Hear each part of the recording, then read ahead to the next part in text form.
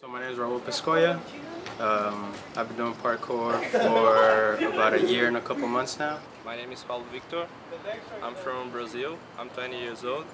I started parkour 5 years ago. My name is Albuquerque. I'm 22 years old. I'm trying to make a living as a parkour instructor and doing other jobs. And I've been doing parkour for about 6.5 years. My name is Marisa, and I was born and raised here in San Francisco, and I've been doing parkour for about 2 years now. I think a lot of people who started doing parkour were kind of nerdy, didn't really do that much athletically, and I was definitely that way. So when I started doing parkour, I didn't do any other athletics. I was sitting in my room playing video games most of the time. In Brazil, I started working with parkour, teaching, doing some stunts. We should start performing commercials. I'll be here until 2nd July, and maybe if there's some opportunities for me here, I come back like in October or November. I was buying movies actually on Amazon, and it recommended me the parkour handbook for parkour generations, and I had a gift card for Barnes & Noble that I was never going to use, so I decided to go check it out. I've also gained a lot of confidence just being a leader, learning how to be a leader, right? Helping people learn how to do parkour, teaching, and just a million things. I mean, it's basically the person I am now. I think I can't really separate myself from parkour anymore. I think everybody here is pretty comfortable with looking a little silly, being a little different.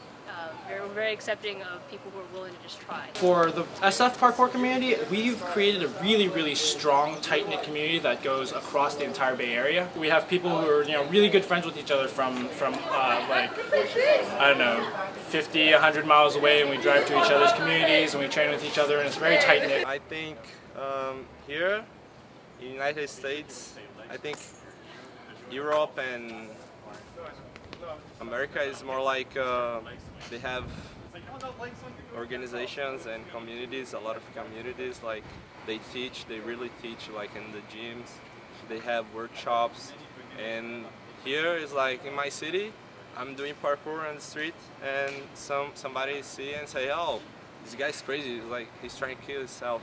Here they do, he's really doing parkour, they know what is it because it's on the media and everybody knows. I think just like everybody that's really friendly, and then the other places that I've been to, yeah, they're somewhat friendly, but they kind of stick together.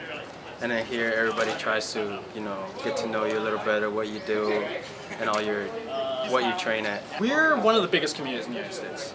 We're really strong. We have a lot of we have a lot of programs going on. We have a lot of monthly events and a lot of infrastructure set up, but we haven't really pushed past that. And even though we've been around for a long time, we haven't set up that many class programs. We haven't done that much with that. So I think SF Parkour, one of the things that's going to happen with it soon, and me and a couple other guys are working on this, is we're working on getting more outreach toward the rest of the Bay Area, the rest of the community, like the non-parkour community. We're trying to do more school programs to reach out to younger people who are already going to be interested. We're talking about starting up more classes and maybe a facility or something like that. I think we've realized that there was kind of a need, there's a lot of interest in parkour, and a lot of people don't know how to get started safely, and so for those of us who've been trying it a little bit longer or who have learned in a structured environment, we've kind of taken upon ourselves to start reaching out a little bit more. We have a monthly free class that happens alternating between the East Bay and San Francisco. So I've been helping out with that. Various community leaders come to that and volunteer their time. Parkour Connections is mostly Ryan Fulmer and Albert Kong, who just got their ADAPT certifications, which is fantastic, and I think that's really a step into the direction we want to go. I think ideally we want to be able to have a really strong network of coaches, and we're still working on sort of bringing the community together on that level and really exchanging ideas about how to coach. We've been really great at exchanging ideas about how to do parkour, but I think we're starting to get to the point where we want to be able to transmit that information as well. And our idea has been to set up mobile workshops. We bring out safety equipment, we bring out parkour-specific training equipment, and we really want to bring a structured class where we can rely on the coaches to be of really high caliber. But there's a lot to go, I think, and we have a lot to catch up on because we've created a really strong community and this infrastructure here. and we're just going to expand from there. I think we're reaching a point right now where we really want to make it more established. I think the ultimate goal is we want parkour to be considered as acceptable to people, and especially to kids, as doing gymnastics or playing tag.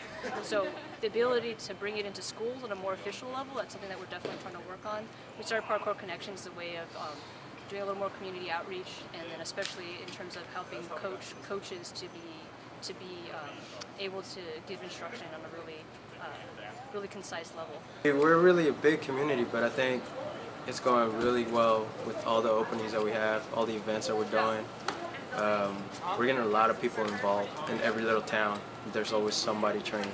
A lot of the influences that people bring to parkour in this area come from other disciplines. We have trickers, we have martial artists, we have gymnasts, we have dancers, we have yoga, we have rock climbing. So I think that exchange of concepts and ideas, and also just kind of the different ways of moving that you get to see in one community here is pretty unique.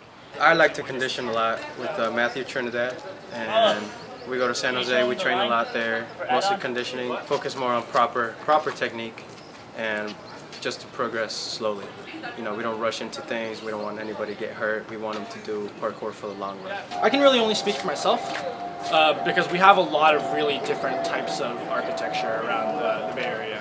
We have like all these really strict handicap accessibility laws. So you'll see a lot of rails everywhere. You'll see ramps and all these kind of things that make it easier for handicapped people to get around. But also, it gives us a lot of really cool obstacles to work with. And so personally, I really like to work with rails. I love rail work. I love that kind of flowy, in and out type of stuff. The weather in my city is very warm. It's very hot. Here is a little bit colder, so sometimes I want to start training, but it's very cold. There's a couple of gyms.